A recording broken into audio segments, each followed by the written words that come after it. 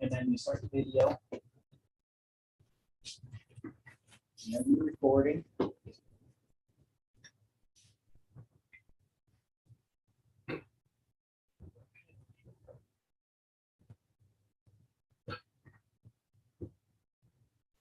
Recording in progress. So we call this September 12th meeting to order at 7:30 p.m. We'll start with prayer and pledge. Our Father, who art in heaven, hallowed be thy name. Thy kingdom come, thy will be done, on earth as it is in heaven. Give us this day our daily bread. Our trespasses, as we forgive those who trespass against us. For thine is the kingdom, and the power, and the glory forever. Pledge allegiance to the flag of the United States of America, and to the republic for which it stands, one nation under God, indivisible, with liberty and justice for all. all right. Roll call, please. Present. Present. Present. Present. Reed. Present. Schaffner is absent. She texted in and said. Better hit, oh, you double click the pause because it's slow. All right, we'll keep going because it'll record on YouTube. So if Barb's missing a few minutes, she can get it from YouTube. Approval of the minutes from August 22nd. Foreman makes a motion to approve them as written. Second. 80 seconds. All right, discussion. Roll call. Osgood. Yes. Foreman. Yes. Cowler. Yes. Yes. Yes. All right. Approval of tonight's agenda. I don't have any known amendments. I'll move to approve the agenda as outlined here. Foreman seconds. All right, discussion. Roll call. Osgood. Yes. Foreman. Yes. Cowler. Yes. Yes. Reed. Yes. All right, minutes will be approved. No visitors here, none online, so we'll move on. My report, developments underway. Last couple of weeks, there's been a lot of working on the development out here that we'll hopefully have on the November Planning Commission meeting for final approval. And then there's just some others in the Out works. where? Off of Tremont. Okay. All right. Behind Yeah, the church, gotcha. yeah. So hopefully that will be on for November. The engineer that was working on some changes for him left, so there's a new one with the company that's just finishing it up for him, and there's a few other strings that we're working out right now. So hopefully that one will be November on the agenda. And if anybody has ideas about the pool, it kills me that our last weekend for the pool is the festival weekend because of when school starts back and all the kids leave. I mean, functionally, that weekend in August, which robs us of potentially 3 of the hottest weeks of the year, that we can't open. So we're essentially open Why can't we Memorial. open? So the lifeguards are all college kids and high school kids, so they go back to But we were school. open during the festival. We're open during the We were festival, open during the festival. but after that, Can't we go back to school starting September 1st? yeah, well, that's kind of my point. You know, Why didn't we stay that way? I'll Usually- write a letter. I'll write a letter. I can tell you the reason I was told it's so that Christmas break ends, Longer. well, no, so that they're the second 9 weeks, the second quarter ends when they start Christmas break, so that they don't have a break in the middle of the quarter and have to come back and do end of quarter testing for the kids that switch classes at that year. That's what I was told. But so functionally, the festival is the last weekend it's more or less open. There was a week in there when school started, but we start to lose lifeguards then. Kids are going back to school. Can't open in the afternoons after school because we don't have lifeguards. And we didn't open Labor Day weekend, which, given the weather, wasn't the worst thing in the world, but we had no lifeguards. Mary So- was the manager, was he a college student also? It wasn't he? In the Yeah. beginning, I thought, so. Okay. So Do we offer it for like private rounds? We need to have lifeguards. Right. Yeah. We'd have to identify a lifeguard. We but could, More But than one. I can see where like young adults might Mhm. look at for, yeah. we'll call it It's- get together. I mean, technically, the pool was open until Labor Day, but functionally, after festival weekend, it's there. So, you know, we basically get the month of June and July. And so, I don't know, it just bothers me that it doesn't do as well in August, which is the hottest part of the summer, and it should. So, I'm brainstorming, but if anybody has ideas, let us know. That's on it. Do we know are most of the other surrounding pools They're closing closed. also They're at the same closed. time? Yeah, they close, They would when have the the same school problem. opens, because one of the things I tried to do was go to Pleasantville and et cetera, to see if I can even find anybody to come in to run our pool, and everybody is in sports, so it's not just a Baltimore, and it's just everybody closes because of personnel. Well, we were kind of blessed because some bigger, nicer pools didn't open at all because they, or That were is open correct. less because they couldn't staff. them. So I mean, Because we they had- had staff, that is correct. I think from the numbers Brian's been giving us, we had a good year. But I just hate that. To me, August is money on the table for the pool. Well, everybody here can go get certified and then. I was gonna say this from when I was Stand 14 to down. I was a lifeguard. I was too, like, Okay. several years ago. All right, well, no idea is a bad idea, but that one might go towards the bottom of the list. Okay. So, but yeah, just ideas, because I mean, that's money on Maybe the we table. should just plan on closing it. And when maybe the that's, school starts. and maybe just- that's the case too, is the festival is the Yeah. last weekend and we can work out something and one big hurrah. And I know some other pools, do the last day, they let dogs come in and swim, Mhm. you For know, a fee. charge $5 to let your dog come in and swim for a little bit before we drain the pool. That would You know. be a big hit since we don't have a dog park. Just to give you an idea revenue wise, the week when we started, let's see. August 13th is the last officially the full days of the closed weekends. That first weekend, we took in about $424. Following weekend, we took in 1,080. So weekends are getting some business, As long as you have lifeguards. as long as you have the lifeguards, That's what you say. but we're losing the week stuff. So what can we do? What can we do with the pool during the week when kids are in school that might help have some money? Now, the Heath Pool, they didn't open during the week at all this summer. They only opened on the weekends because they called and wanted to bring a class of kids over here, 100+ kids, which I didn't do because then it would have pushed our attendance amount over the edge. And then those that had paid for passes would be turned away because of somebody. So Heath Pool only opened during the weekends, not during the summer at all this year. So So it's a problem all over. What about like hours 4 to 8 or 4 to 7, even like after school hours? that could work. Or We- we partner Unless with they're like a in- couple of daycares for to get their workers certified. A And lot then- of them come to our pool. I know they do. And it's like, hey, we're glad you used the pool, but why don't you get 3 or 4 of these employees to get certified? Because then As they, long as they know how to swim well. yeah, because then they can take the daycare there.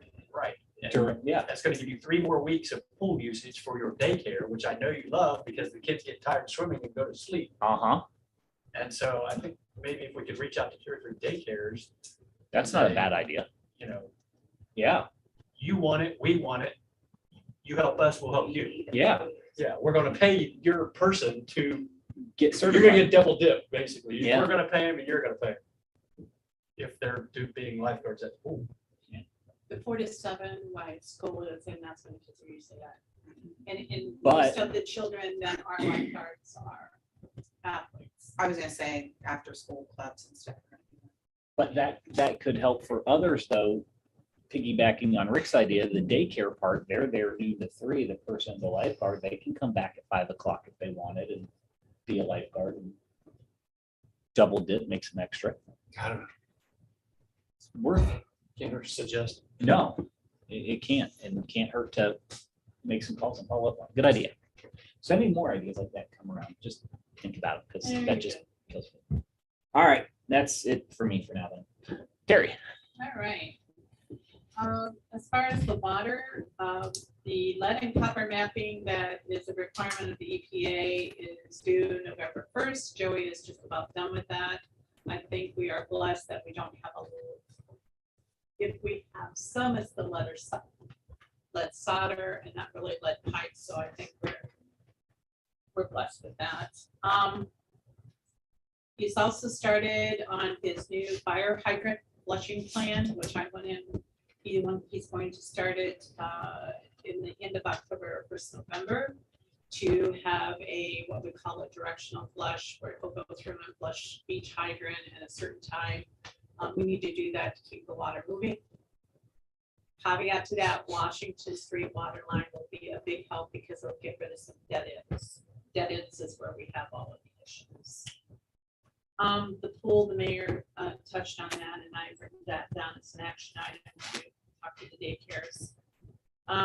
The solids right now, as you know, they're starting to do some dredging from the gripe. One of the things that we're following are solids, and right now the solids are running about 9,000 milligrams. Brad wants to stay between 8,000 and 10, so we're doing good. So we are keeping track on that. We have a spreadsheet that we're monitoring, well, almost daily, I'll say, and what's my readings today. So so we're doing that. We'll keep doing that during this pressing period that they're in. Utility support, we had an issue with the generator at the water treatment plant. It basically just malfunctioned and burnt up a lot of parts. This generator at the water treatment plant is the old generator from the wastewater treatment plant. From when they built the plant out there, they moved it from point A to point B. What this did, this thing that went haywire with it, is also it did it at the wastewater treatment plant. So I'm not sure why they thought if we have something that is malfunctioning, why we move it to the water treatment plant. It doesn't have an impact on our quality of water because it's backup power, but it did burn out some of the circuits that it talks to. Because it's the oldest one we have, some of the parts are, shall we say, very old. So it's been a challenge for the team to find the parts to get, and especially the controllers to get those installed. So we're there now. Mr. L is also having Alan Bradley Engineering checking out the motor control center and see if we can order some replacement parts for the surge suppressor. So this is a big deal, but I think, you know, we're under control. Again, I'm going to be very clear, this does not affect the quality of our water. This is a backup generator. And so also the air compressor replacement parts that they needed that in correlation to that incident have been ordered. I would, under streets, would like to reiterate, we have this grant from the county to put in a water line. The window has opened for the OPWC funding funds. I would like to suggest that we get some estimates and we use the paving of the street after the water lines put in as our OPWC project. I can supply you with some numbers for the service meeting going forward. Unless there is something else that you see or you suggest that you would like to see for an OPWC project. They steer away from water and wastewater projects. They look at things such as streets. So what we have been trying to do is incorporate sidewalks and curbs and storm and everything into a request so that it's a whole, what they call a complete street. The storm line project on Liberty was pushed back because of scheduling. That should be done. They should start that next week. They are going to also be putting in some sewer connections under 256 across to the properties on the north of 256 that Mr. Landis has sold. So the same company will be doing that. The corner project, if you remember, we have to move our sewer line. we got ballpark quotes today.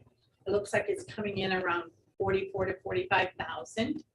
If we stay under 50, remember, I don't have to bid it, but I have to make sure that we're gonna stay under 50. So I didn't get that listing until late today.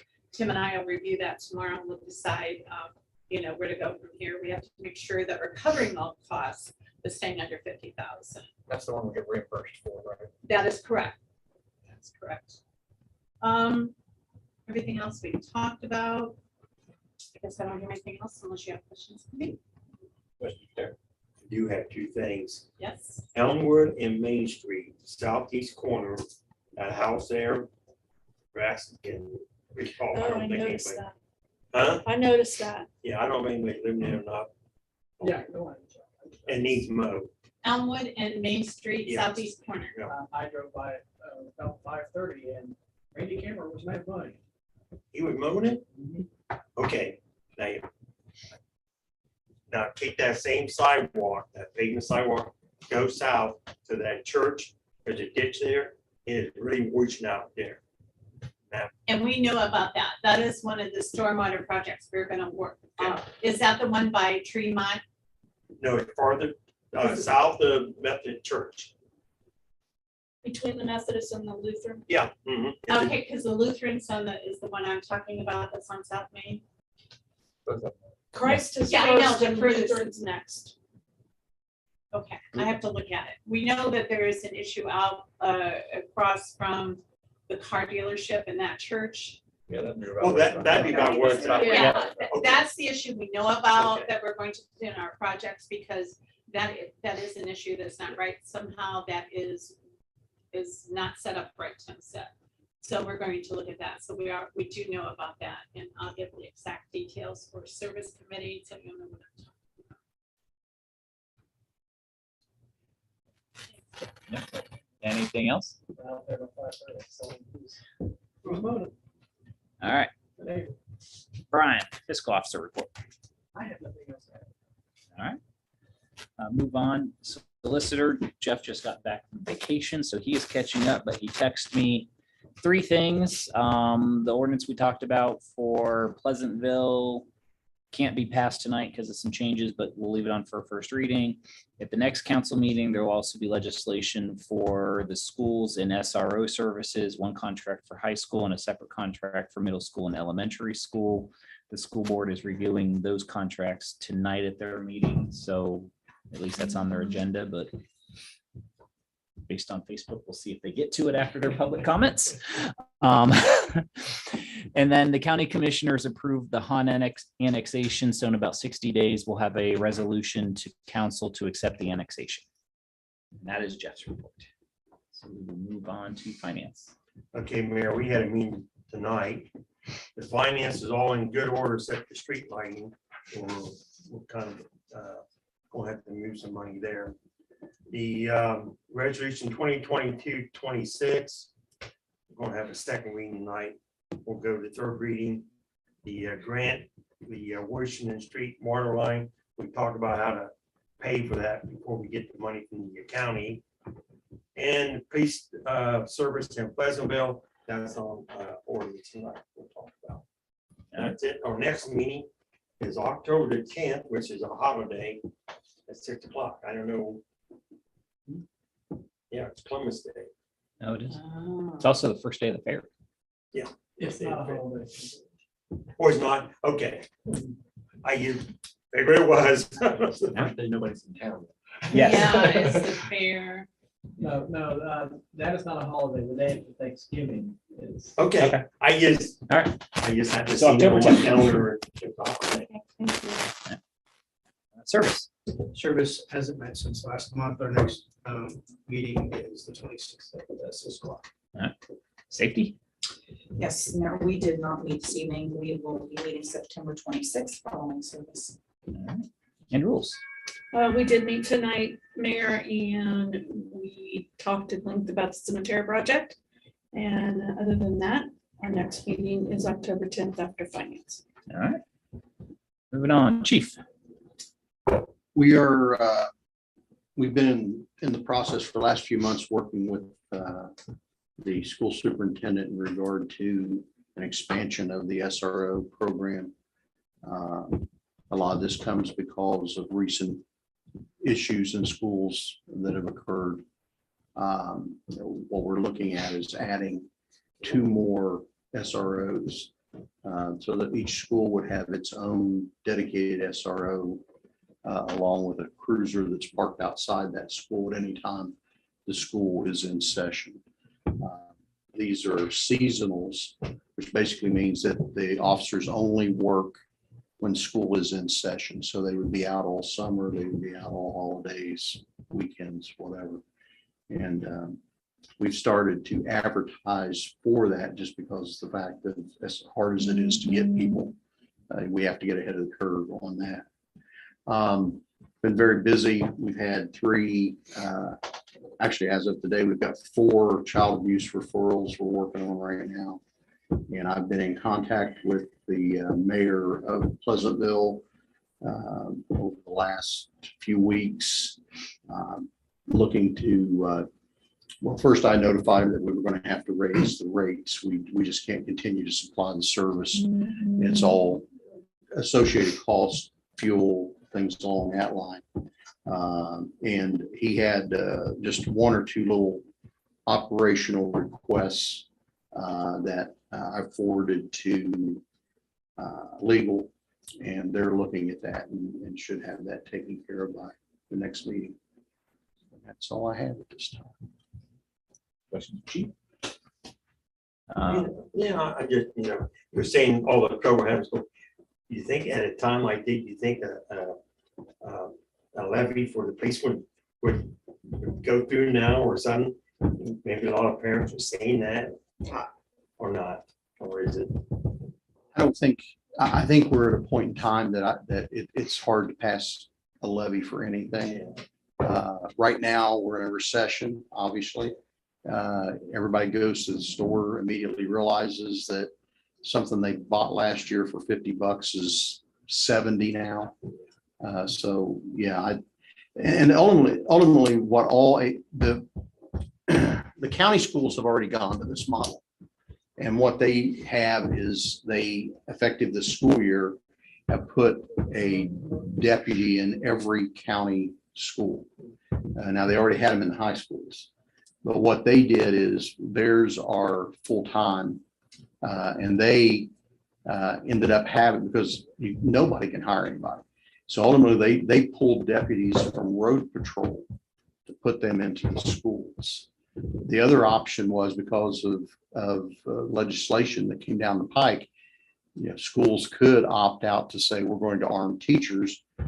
My gut instinct is most people don't go to school to become a teacher to pack a gun. That's just my silly side of it. So the other side of that is until you've been in a situation where somebody's actually shooting at you, you don't, and I know some people know what that's like.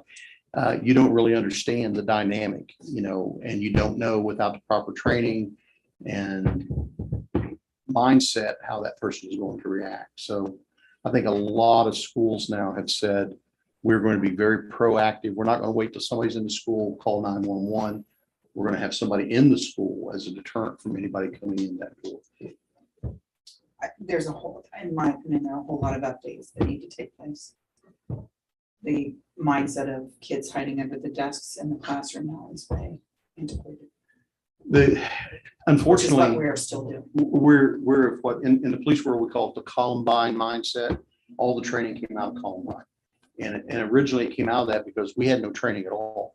And ultimately, at the end of the day, what we were telling people to do was getting people killed. Mm-hmm. One of the things the police were told, when you get there, set an outer perimeter, set an inner perimeter, wait for SWAT because SWAT will come and fix it. But within 3 to 5 minutes, the shooting's over with. You don't have time for that. You have to engage. But I agree with you 100%. The other one that I can't get my head around is let's stack up cans of soup by the door. And if somebody comes in, let's hurl cans of soup at somebody.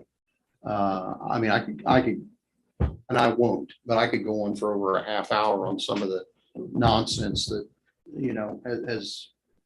has grown out of this. And a lot of it, quite bluntly, has become a cottage industry People have set up seminars. There's at least a half a dozen people I could tell you who their livelihood is traveling around the United States and putting on police and school training for active shooters. And much of it is just regurgitated dribble as far as I'm concerned. So ultimately, at the end of the day, if you have an active shooter, the only thing that stops an active shooter is an active police officer. That's it. A lot of the social media chatter in town now is that they've hired a new principal that is enforcing the law, the rules, He is. like hard, right down to it.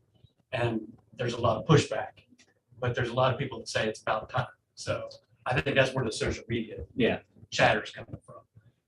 Yeah, and you're right. And I've actually got, well, through our SRO, I've gotten phone calls from people who are like, is this legal? Can you do that? And I'm like, the school can have any rules the school wants. Right. And you don't write a rule so that you can say, well, I don't think we're going to enforce it. You should enforce those rules because they're there quite bluntly to make sure that those kids come in the morning, they learn, they have lunch, they learn a little more and they go home safe. That's what it's all about. And they haven't been enforcing the rules. It's, There hadn't been. This Right. year they are, and that's what the pushback is.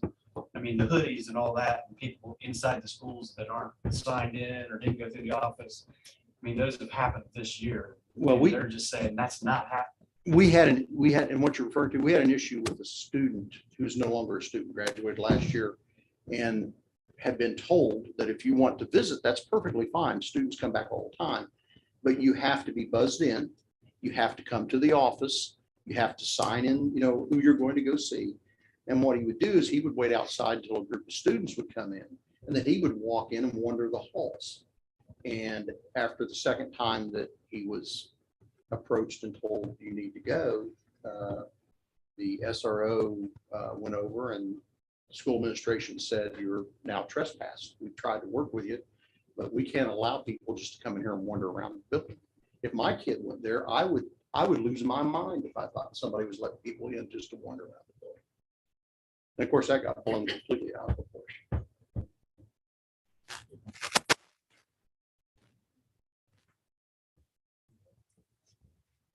Anything else? All right.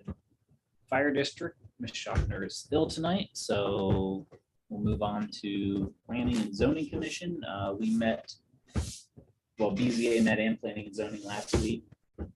There's a variance that was granted for a house on Cliff Street, that is building a secondary accessory structure and added on a porch roof that made the building a little too big, so had a variance for that.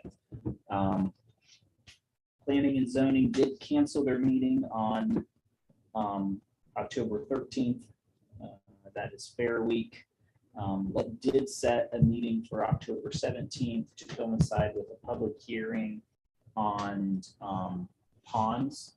And one of the things that the committee's been working on has been fencing around retention and detention ponds and other types of ponds. And if anybody saw the news in Columbus 2 weeks ago, a 4-year-old child was pulled out of a detention pond after a rainstorm, and people were asking why didn't Columbus have a code that required fencing around it. So our committee there is a little ahead of the times. And then one of the other things is parking. It was highlighted by a variance from the bakery up at the old Twin City to change some of the parking up there within the zoning code. So we set that for a public hearing, October 17th at 6:30, and then depending on how long the public hearing, it's being advertised as a meeting as well, so the committee can meet afterwards to discuss the public comment if it wants. And that was it on Planning Commission, other than I mentioned the one during my report, development, that will hopefully be on the November schedule. Any questions? All right, Tree Commission. I have nothing to report at this time. Records Commission, nothing to report. So any motions? If not, we'll move on to ordinances and resolutions. First reading, ordinance 2022-29, an ordinance authorizing the mayor and village fiscal officer to execute an agreement between the village of Baltimore and the village of Pleasantville for the provision of police protection services and the declaration of an emergency, sponsored in McCreary. Yes, ma'am. Ordinance 2022-29, we are looking at first reading is for the coverage of Pleasantville. And like we said multiple times, it'll stay on for a second reading as the contract operation language gets tweaked. So second reading, resolution 2022-26, a resolution accepting the amounts and rates as determined by Fairfield County Budget Commission and authorizing necessary tax levy, certifying that the county auditor and declaration of emergency. Sponsor is Keller. Yeah, it was in finance again tonight. We'll go to the third reading. I mean, there's not much we'll do about it, but we do need to pass it. Moving on, ordinance 2022-27. An ordinance authorizing the village administrator to enter an agreement with V3 companies for engineering services for the North Granville and Water Streets roadway and water line improvement project. Declaration of emergency. Sponsor is Foreman. Yeah, this is just authorizing the village administrator to engage V3 on the Granville project. It does have emergency language, however, it can just stay on for a third reading and it'll just take effect immediately upon passing. All right. And ordinance 2022-28, an ordinance to amend Title 8 of the Baltimore Codified Ordinances to include new chapter 2251, which shall be known as Recreation Facility Users Group. Sponsor is Foreman. Yeah, this one we kind of delved into to create a more relevant oversight of our parks by the people who use them rather than people who are disinterested. Again, this one, this doesn't have any, this would just be on for a third reading. All right. And moving on then to third readings, there are none. Tabled ordinances, there is none. Does anybody have any old business? Move on to new business. Anybody have any new business? I have one thing. It's September 12th and I've been getting questions for 2 weeks already about trick or treat. So, and Chief knows, so we usually wait till Lancaster. Lancaster follows Morpsey. Morpsey for this year says trick or treat would be October 31st because it falls on a Monday. So we will have trick or treat on October 31st from 6 p.m. until 7:30 p.m. And because I have to say this, after 2 years ago, there is no rain date cancellation date. If the weather's bad, make the appropriate parenting choice for your child. All right. And the Methodist Church on South Main. Have they has a finalized that? Yeah. Okay. So they're gonna have hot dogs and cocoa. If it rains, they're inviting everybody to come down there. They've got that, and I think they're setting up another trunk or treat up here, so there will be things to do, but yeah. So when we get more details on that, we can share those. But all right, any other new business? I don't know if this is old or new. I've been approached by several people about this building that used to be Cozy Corner. What's happened? They're like, it's an eyesore, something needs to happen, they need to clean it up, they need to do something with it. Last discussion I had was they're still working on plans to figure out what best to do with it. It kind of got put on hold while they moved to the white building to work on the demolition grant to get the white building to come down. Which is in worse shape really than the corner of the building is just hidden between all the buildings. So they did an asbestos study on it a couple of weeks ago, and I've asked Michael where we're at on it. So as soon as we get more information on that, probably for the next service meeting, I can report on it. Are there, I mean, and the brick building, there's nothing, it's just on hold?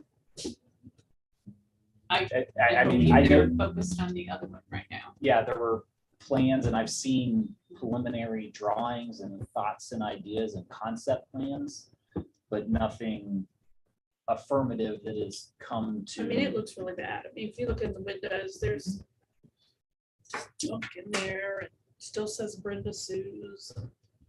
It really looks bad. I mean, I agree with these people that come to us. Yes. Got that one. So Okay. you're not the only one and they're not the only ones. Oh. Yeah, no. But it helps. People come up to me, ask me. It helps in the conversations to say people ask all the time about it, so. But like I said, I know it got kind of shoved to the side to work on the white building. Because And of, when is that coming down? I'll let you know. Oh, That- it's still in progress, it's coming down, we It don't is have an definitely exact coming date yet. Possibly the end this year. Yeah, possibly, Possibly yet this year. but being able to get that building down, then helps them figure out the plans for the Burke building and what gets done. The first step was the asbestos. Great parking lot. Still there. I don't know where it fits. No, because before he bought it, I was actually on the phone with the guy that used to own it before, trying to buy it, because I had someone draw it for me, measure it out. You can get so many angled spots in there to get it out. So, yeah. That'd be nice. Just one more thing to add to the new business that we may want to discuss, and safety is, it's been brought up that over by the new coffee shop, which is doing great, Mhm. but the individuals that are pulling out there, what street is that? That's Mulberry. on Mulberry. Maybe talking about that, because people are parking literally on the edge of Main and Mulberry, and you can't, visibility is very poor. It's that same one that we did a couple years ago, and we talked about how you pull out and there's been no accidents there, but it came up in planning Yes. commission Oh, that's Yes. right, about it that. did. Yes. so about that's why I'm that, bringing and this so up. It's been brought up, so. They brought it up Again. again, and now that we have more businesses over there, we figured we can add it back in to monitor and look at We might stuff. want to consider a 12-foot no parking here to corner That's, zone. that's what That's was the brought up easiest fix. with the Yeah. sign and yellow curb, because Yeah, there's nothing. exactly. Yeah. Okay. So All we right. can look at that and And again, we just add- have a parking issue downtown, and we're just taking away a bunch of spaces. well, that's not a guarantee that that's the easiest fix, but that doesn't mean it's the best fix or Right. what will happen. It's Right. just Right, on the safety agenda now and the Just wanted to possible. bring that up. thank you. Yeah. Parking problem is a good problem. Yeah. It is. It is, it really is. Yep. Definitely. So, all right, so we'll add that to the safety agenda. Anything else? If not, our next meeting is set for September 26th at 7:30. Is there a motion to adjourn? I make a motion to adjourn. Oh, second that. Okay. Wow, they beat you to it, Rick. All in favor, say aye. Aye. All opposed, same sign. All right, we will adjourn at 8:07. That's a good thing.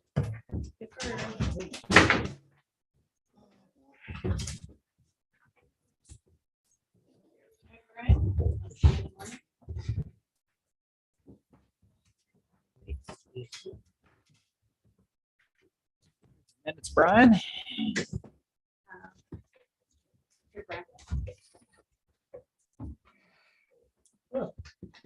I wish on that corner building, I just wish at least they would fill that one window in that has a wooden board over it in the window. Which one is that? Here, Brian, just go down and hit end meeting. Every time. Well, there's two of them. There's one very. Uh, Right across from RP3's, one of the main windows Window paint. is, there's no window. Right. It's, there's a piece of wood Just like that's that. been across there forever. Even if they could put a piece of glass, it would